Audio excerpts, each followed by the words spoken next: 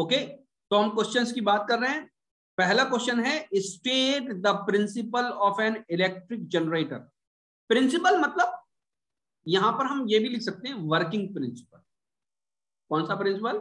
Working principle. अगर हमें खाली नाम देना है, उस वर्किंग प्रिंसिपल का नाम देना है खाली, तो हम लिखेंगे आंसर में Faraday law of electromagnetic induction. ठीक है बच्चों, बात समझ में आ रही है? अगर खाली हमें लॉ का नाम बताना है तो हम क्या लिखेंगे? Faraday law of electromagnetic induction. Okay, अगर हमें लॉ को एक्सप्लेन करना है, यानी बेसिकली यहां पर एक्सप्लेन ही करना है, क्योंकि यहां पर वर्ड क्या यूज किया है? स्टेट। स्टेट का मतलब स्टेटमेंट देना है आपको। क्या मेरी बात समझ में आ रही है सबके? You have to give the statement. Statement का मतलब ये होता है कि उसका एक्सप्लेनेशन देना है, उसका एक छोटा सा एक जामे एक्सप्लेनेशन देना है जिससे वो बात समझ में आ जाए, यानी कि उसकी डेफिनेशन बतानी है आपको। तो डेफिनेशन क्या है मैंने आपको पहले भी बताई थी, अब फिर बता देता हूं।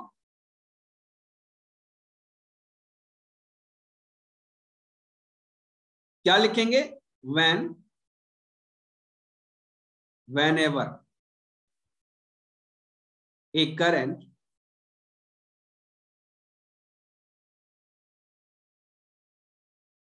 carrying conductor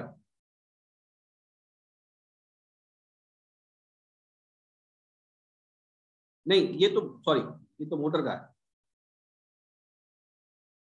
जनरेटर का क्या होगा?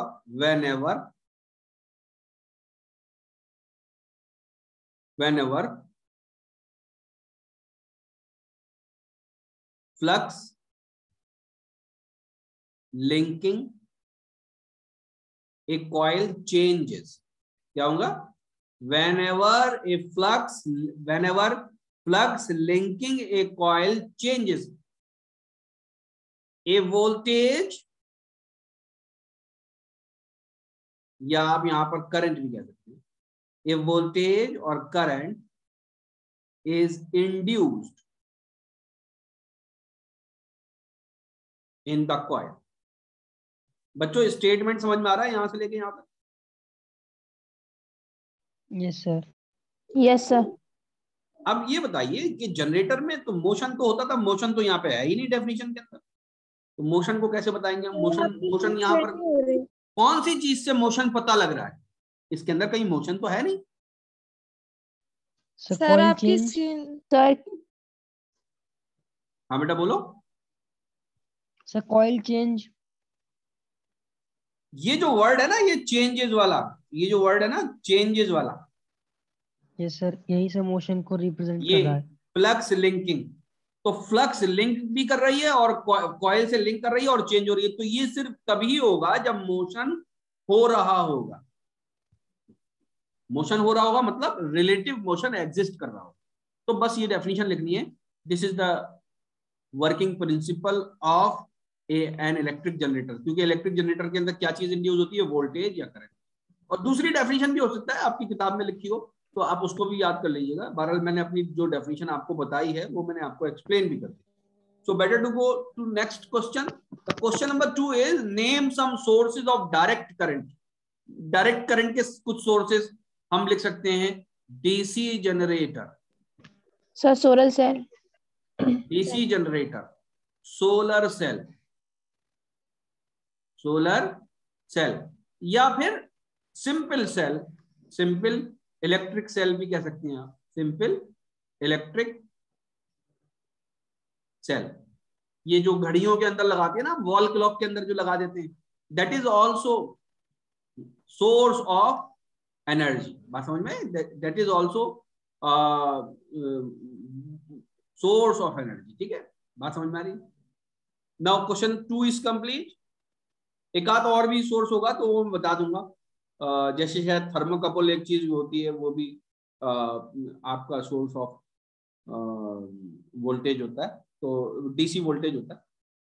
एनीवे, क्वेश्चन नंबर 3, विच सोर्सेज प्रोड्यूस ऑल्टरनेटिंग करंट? कौन से सोर्सेज ऑल्टरनेटिंग करंट पैदा करते हैं, तो हम क्या बोलेंगे? AC generator. AC generator. अब ये ऑल्टरनेटिंग क्या है? ये ऑल्टरनेटिंग करंट क्या है? ऑल्टरनेटिंग करंट क्या है ये आपको हम बोर्ड पर समझाएंगे किसी वक्त में, क्योंकि ये कंप्यूटर पर समझाना जरा मुश्किल है कि ऑल्टरनेट का मतलब ये होता है कि एक वक्त में कंडक्टर में करंट एक डायरेक्शन में फ्लो करे और थोड़ी देर के बाद दूसरे में। तो हमारे घरों के अंदर जो बिजली आती है उसमें ऑल्टरनेटिंग करंट होता है, डायरेक्ट करंट नहीं होता। ठीक है, उसमें डायरेक्ट करंट नहीं होता। तो डायरेक्ट करंट दो चीजें होती है, एक होता है डायरेक्ट करंट और एक होता है ऑल्टरनेटिंग करंट। एक क्या होता है? Alternating current. तो हमारे घरों के अंदर जो करंट होता है वो बेसिकली ये ऑल्टरनेटिंग करंट होता है, डायरेक्ट नहीं होता। डायरेक्ट करंट कहाँ होता है? जैसे वॉल क्लॉक में जो सेल लगा हुआ है वो हमें डायरेक्ट करंट देता है, और सोलर सेल जो होता है वो हमें डायरेक्ट करंट देता है। तो डायरेक्ट करंट और क्या नाम है ऑल्टरनेटिंग करंट में क्या डिफरेंस होता है ये इंशाल्लाह मैं बोर्ड पर समझाऊंगा। अगर मैं समझाना भूल जाऊं तो मुझे याद दिलाइए किसी वक्त। ठीक है, तो हालांकि इसके ऊपर हार्डली कभी सवाल पूछा गया हो, इसके ऊपर कभी सवाल नहीं पूछा जाता। अगर पूछा भी जाएगा तो एक चीज पूछी जाएगी, याद रखिएगा कि डायरेक्ट करंट की फ्रीक्वेंसी कितनी होती है। क्या सवाल पूछा जाएगा? फ्रीक्वेंसी कितनी होती है डायरेक्ट करंट की, ये पूछा जाएगा। The answer is 0। क्या बताया मैंने? 0। क्या चीज 0? डायरेक्ट करंट की फ्रीक्वेंसी। हाँ, डायरेक्ट करंट की फ्रीक्वेंसी या डायरेक्ट वोल्टेज की फ्रीक्वेंसी कितनी? 0। दूसरा सवाल आपसे पूछा जाएगा, वो ऑल्टरनेटिंग करंट जो हमारे घरों में होता है उसकी फ्रीक्वेंसी कितनी?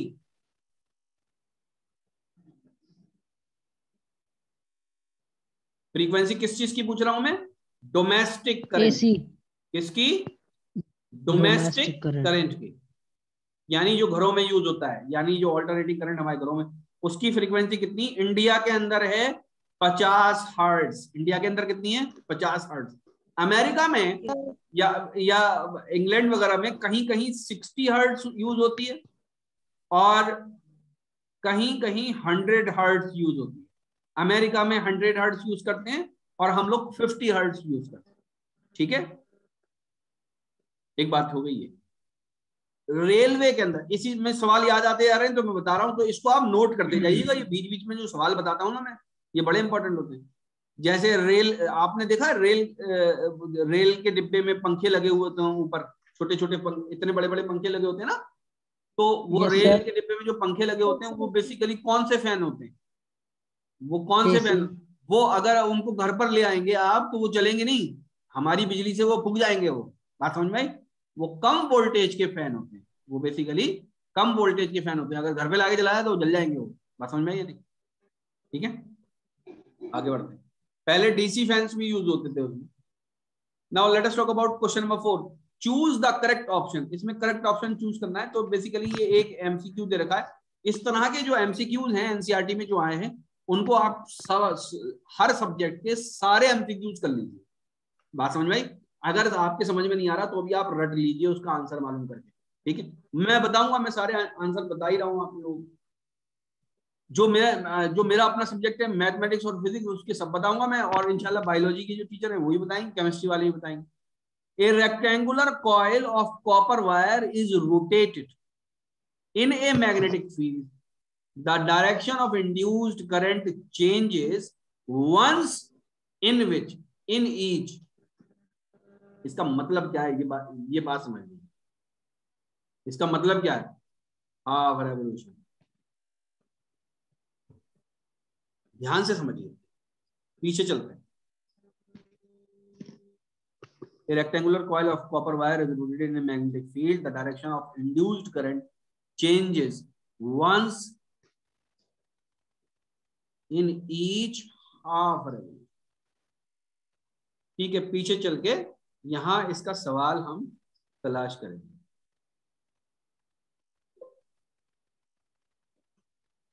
पहले ये मिटा दूं मैं, तब जाके आपके समझ में। अब सवाल क्या पूछ रहे हैं वो समझ लीजिए, ध्यान से ही समझिए कि जब ये कंडक्टर रोटेट होकर यहां आता है और जब ये इस जगह आ जाता है तो ये रोटेट होकर यहां पर आ जाता है, तो उसी टाइम ये वाला कंडक्टर, कौन सा वाला कंडक्टर, CD वाला कंडक्टर, ये रोटेट होकर यहां पर आ जाता है। क्या ये बात समझ में आती है आप लोगों को? Yes sir. यस। ठीक है, जैसे ये दो कंडक्टर है, ध्यान से देखिए, ये मेरी दो उंगलियां, दो कंडक्टर है, अगर इनको रोटेट करूंगा तो ये आधे रेवोल्यूशन में ये अपनी जगह बदल देंगी या नहीं? Yes sir. और अगर एक रेवोल्यूशन और दे दूं, भाई मेरा हाथ पूरा घूमेगा नहीं, ठीक है ना, एक रेवोल्यूशन और दे दूं तो अपनी जगह पे आ जाएंगी, है ना? यस तो सर। आधे रेवोल्यूशन में ही अपनी जगह बदल देती है और एक रेवोल्यूशन में अपनी जगह आ जाती है। ठीक है, मेरी बात समझ में आ गई? Yes sir. यस अब ध्यान सर। से सुनिए, जब ये ए बी इस जगह पर है तो इसके अंदर डायरेक्शन ऑफ करंट ये है। जब ये घूमकर यहां आएगा तो यहां पर क्या हो जाएगा, यहां पर बी हो जाएगा, और यहां पर क्या हो जाएगा, यहां पर ए हो जाएगा, तो डायरेक्शन ये हो जाएगा। क्या मेरी बात समझ में आई या नहीं? Yes sir. तो यहां से यहां तक आने में कितने रेवोल्यूशन हुए? हाफ। यहां से यहां तक आने में हाफ रेवोल्यूशन हुआ। तो हाफ रेवोल्यूशन में इसने करंट का डायरेक्शन कितनी बार चेंज किया?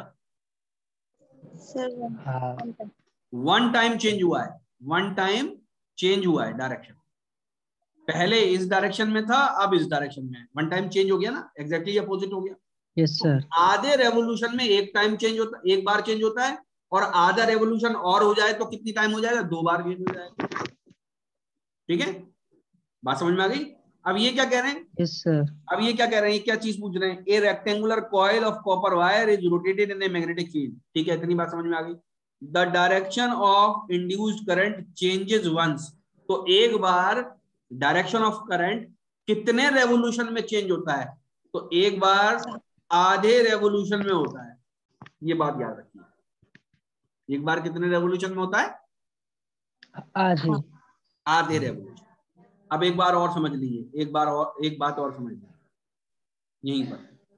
अगर एक मैग्नेट हम यहां पर भी रख दें, यहां पर नॉर्थ है तो यहां पर साउथ होगी, और फिर यहां पर नॉर्थ हो जाएगी, और एक मैग्नेट हम यहां पर भी रख दें, यहां पर साउथ हो जाएगी। बात समझ में आई? यस। तो ये करंट यस जब सर। यहां पर आएगा, यानी 1/4 रेवोल्यूशन जब होगा, कितना? 1/4 रेवोल्यूशन होगा, तो 1/4 में ही एक बार चेंज हो जाएगा। याद रखिए, ये करंट का डायरेक्शन चेंज कब होता है? जब भी नॉर्थ पोल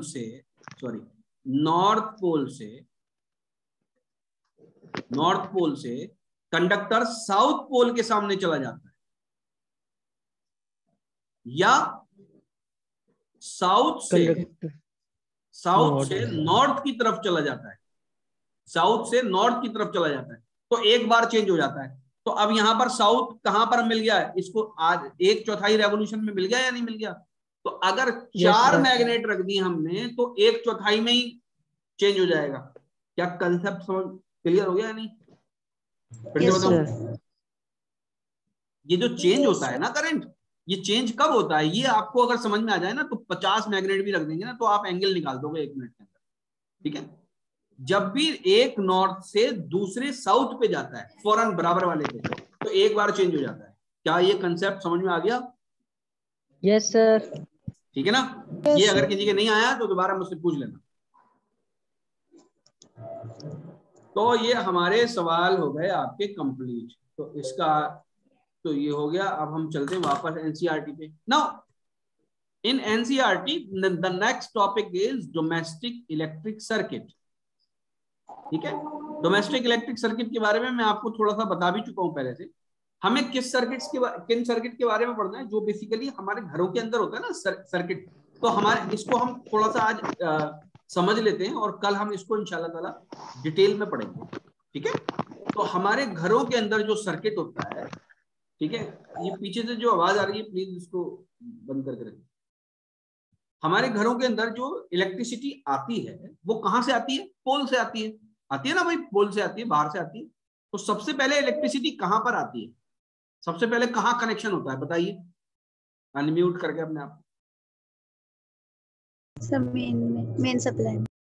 नहीं, सबसे पहले तो हमारे घरों के अंदर जो आती है वो एनर्जी मीटर के अंदर आती है। मीटर होते हैं ना घरों में, जिससे रीडिंग जो रीडिंग लेने वाला आता है, तो सबसे पहले तो एनर्जी मीटर के अंदर आती है। यहां इन्होंने बना नहीं रखा, ये यहां बेसिकली इन्होंने बना नहीं रखा। तो सबसे पहले एनर्जी मीटर के अंदर आती है, तो इस जगह पर यहाँ पर ये जो बेसिकली इन्होंने लिख रखा है, यहाँ पे पहले नहीं, एनर्जी मीटर ये रहा, एनर्जी मीटर तो बना रखा है इन्होंने, एनर्जी मीटर तो बना रखा है। तो सबसे पहले जो एनर्जी मीटर में आती है, ये मैं प्रैक्टिकली बता रहा हूँ आपको, आप अपने घरों में जाके चेक करिए। तो उसको छूइएगा मत तार को, उसको तार को छूने की जरूरत नहीं है, दूर से खाली देखने की जरूरत है। तो सबसे पहले देखेंगे आप तो ये कंपोनेंट होगा, ये डिवाइस होगा, है ना। अलबत्ता पहले, आज से बहुत पहले, कम से कम कुछ नहीं तो 30 साल पहले, 30-40 साल पहले, ये बिजली वाले जो हैं ये एक फ्यूज भी लगाते थे मीटर से पहले, मीटर से पहले एक फ्यूज भी लगाते थे। और ये जो फ्यूज होता था, ये जो यहाँ पर लग रहा है, दिख रहा है ना, आप समझ पा रहे हैं ना, ये वाला फ्यूज, पहला वाला fuse. Yes sir. Yes sir. जो इलेक्ट्रिसिटी बोर्ड फ्यूज लिख रहा है, जो ये वाला फ्यूज, ये वाला फ्यूज, इसको कल मैं समझाऊंगा अच्छे तरीके से आपको। ये बेसिकली सील्ड होता था। कैसा होता था? सील्ड। इसके अंदर सील लगी हुई होती थी, हर कोई खोल नहीं सकता था उसको। अगर आपने सील खोल भी ली तो आपके ऊपर पेनल्टी लग जाएगी। जैसे मीटर के अंदर एक सील लगी हुई होती है, ऐसी इसके अंदर भी लगी होती थी। ये अब लगाना बंद कर दिया है। किसी भी घर में आपको लगा हुआ नहीं मिलेगा ये। तो ये इनकी गलती है, ये क्या नाम है, ये लगाते नहीं है, किसी भी घर में आपको ये लगा हुआ नहीं मिलेगा। ये होना चाहिए। इससे क्या होता है, ये वाला जो मीटर है ना, ये प्रोटेक्ट हो जाता है। ये जो मीटर है ना, ये प्रोटेक्ट हो जाता है। हालांकि ऐसा बहुत ही रेयर होता है कि ये मीटर जल जाए या ये मीटर फूक जाए। ये तभी होता है जब आप मीटर से पहले कोई शॉर्ट सर्किट कर दें, मीटर के बाद कोई शॉर्ट सर्किट कर दें। तो ये मीटर लगा हुआ होता है सबसे पहले, और मीटर के बाद एक डिस्ट्रीब्यूशन बॉक्स होता है। आमतौर से कंसील्ड वायरिंग होती है। कंसील्ड वायरिंग क्या होती है, ये कल मैं आपको सब समझाऊंगा, अभी तो खाली बोल रहा हूं word. Concealed wiring, concealed wiring का मतलब होता है दीवार के अंदर छुपी हुई। तो एक पाइप को हम दीवार के अंदर छुपाकर प्लास्टर कर देते हैं, ऊपर से पेंट कर देते हैं, तो हमें कोई पाइप नजर नहीं आता है। ठीक है ना। तो कंसील्ड वायरिंग कहते हैं। कौन सी वायरिंग को बोलते हैं? कंसील्ड। एक वायरिंग होती है बैटन वायरिंग, बैटन वायरिंग। तो आप अगर ये सारे वर्ड इसमें गूगल पे डालेंगे तो सबकी आपको तस्वीर मिल जाएगी। बैटन वायरिंग में थोड़ा दिखा भी सकता हूँ आपको बैटन वायरिंग कैसी होती है।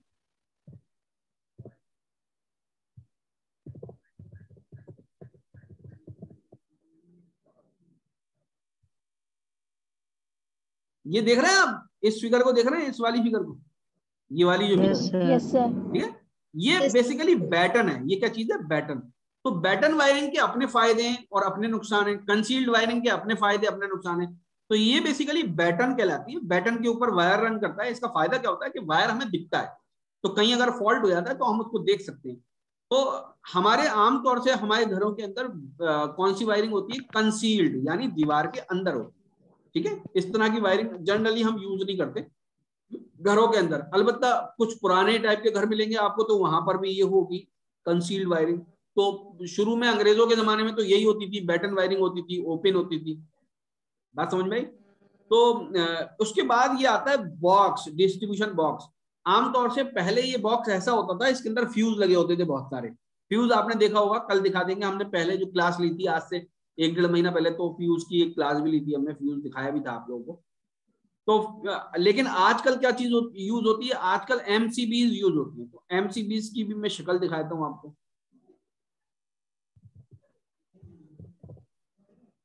इसको बोलते हैं मिनिएचर सर्किट ब्रेकर।